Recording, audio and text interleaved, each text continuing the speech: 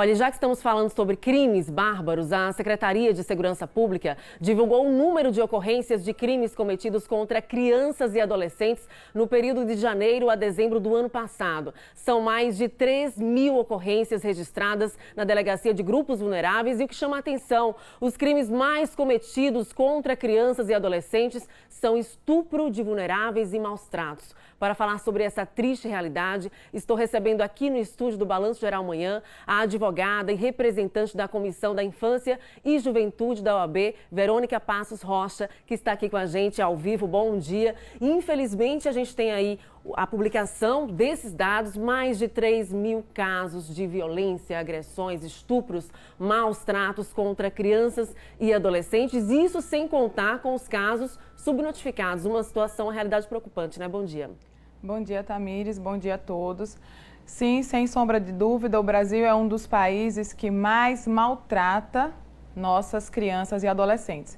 Infelizmente, como nós acabamos de verificar nas reportagens anteriores, a violência faz parte do cotidiano da sociedade brasileira e nossas crianças e adolescentes não deixam de ser vítimas dessa questão social e, infelizmente, sendo vítimas aí de maus tratos, de abuso sexual, de violência sexual, de exploração sexual e que, infelizmente, muitas vezes a sociedade apenas se volta o seu olhar para a criança e adolescente no tocante à maioridade penal, à criminalização e esquece de voltar o seu olhar para as nossas crianças e adolescentes vítimas, que são um número exorbitante, um número chocante e ainda assim subnotificado.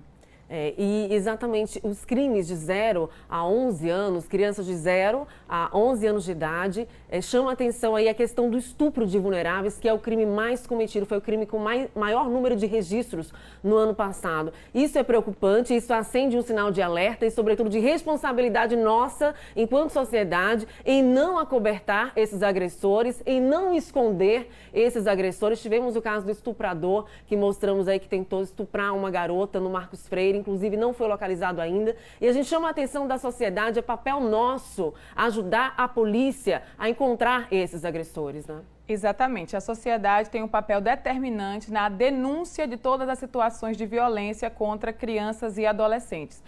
Mais de 85% das situações de violência contra criança e adolescente ocorrem dentro de casa, ou seja, no ambiente familiar. Então, é essencial, de fato, que o vizinho, que o professor, que quem tenha contato com essa criança perceba esse sofrimento, essa violência e denuncie. E busque os órgãos de proteção. O Conselho Tutelar, o Ministério Público, o Disque 100, porque essa criança sozinha muitas vezes não consegue pedir socorro. Então, da mesma forma como nós precisamos perceber a importância do combate da prevenção à violência contra todos os grupos vulneráveis, mulheres, idosos, as nossas crianças e adolescentes também estão nesse grupo de vulneráveis e precisam da nossa atenção, precisam da nossa denúncia. Se a gente não denunciar, essas situações de violência se perpetuam, se repetem e o que é mais chocante, se tornam cada vez maiores.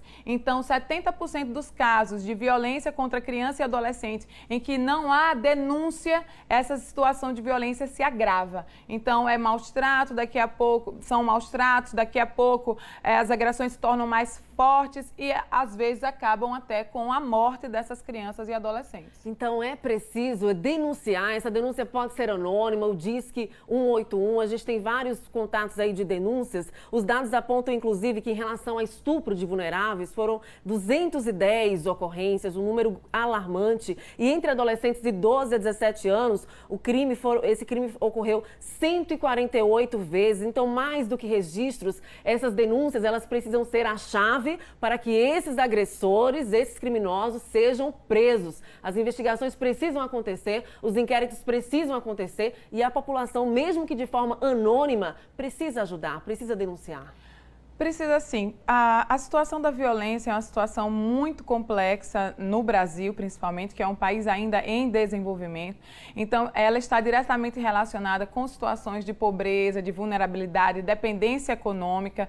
Então, é muito difícil para as mulheres denunciarem seus companheiros. Imaginem as crianças, né? Os filhos, as filhas, as crianças denunciarem seus pais, os companheiros de suas mães ou até mesmo as suas mães, já que 85% dos casos de violência contra criança e adolescente ocorrem dentro de casa. Então, a situação de violência ela está intrinsecamente associada a diversas outras questões sociais que, de fato, precisam ser analisadas e acompanhadas com maior seriedade por toda a população, pelos órgãos competentes, mas também pela sociedade. Nós precisamos perceber quais são as questões culturais que contribuem para a consolidação dessas práticas violentas contra as nossas crianças, contra as nossas mulheres, contra os nossos idosos. Então, por que, em pleno século XXI, nossa sociedade brasileira ainda não se choca com tamanha violência praticada com seres tão inofensivos? Crianças, idosos,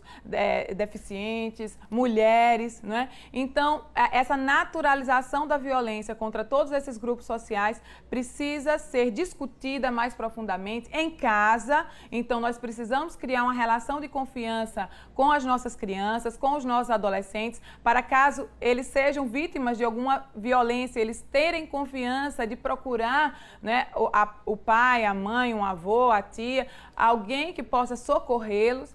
E nesse ano de pandemia, Tamires, infelizmente, nós perdemos grande parte do suporte da escola, que é também uma grande fonte de denúncias de violências que são cometidas contra crianças e adolescentes. Então, o professor que tem o contato com essa criança, com esse adolescente, que já tem esse treinamento, já tem esse olhar diferenciado, ele também percebe quando essa criança está sofrendo maus tratos, quando essa criança está sofrendo alguma violência no seio, no âmbito familiar, e que, infelizmente, nesse contexto de pandemia, essas denúncias e esse olhar diferenciado do professor, a gente perdeu. Então, nossas crianças estão ainda mais vulneráveis, presas em casa, com seus agressores. E se faz cada vez mais necessário, só para a gente concluir, políticas públicas que protejam essas crianças, caso os agressores sejam aqueles que estão com as crianças dentro de casa. Para onde vão essas crianças se elas são vítimas de violência? Políticas públicas que realmente funcionem na prática para acolher essas crianças e adolescentes enquanto as investigações estão ocorrendo, né? Exatamente. Política pública para criança e adolescente se faz com muito investimento, então tem que ser pensada desde o orçamento daquele ano, né? Então nós temos agora os vereadores entrando para o novo mandato, ou iniciando o mandato, então olhem com carinho para a pauta da infância, busquem projetos que de fato priorizem nossas crianças e adolescentes, a creche, a escola, a educação integral, os serviços de fortalecimento de vínculo. Então, esse suporte para que nossas crianças, primeiro, possam pedir ajuda e, de fato, sejam socorridas. Nós não podemos aceitar que, se a nossa criança ou adolescente tiver nascido em uma família estruturada, ela terá seus direitos garantidos. Mas se ela tiver nascido em uma família que possui alguma desestrutura, ela estará entregue à própria sorte. Em pleno século XXI, nós, na sociedade brasileira, não pode mais aceitar essa realidade. E esse socorro às nossas crianças e adolescentes somente acontece com muito investimento, com políticas públicas integradas, é a educação, é a saúde, é a assistência, é o esporte, ou seja, todas elas agindo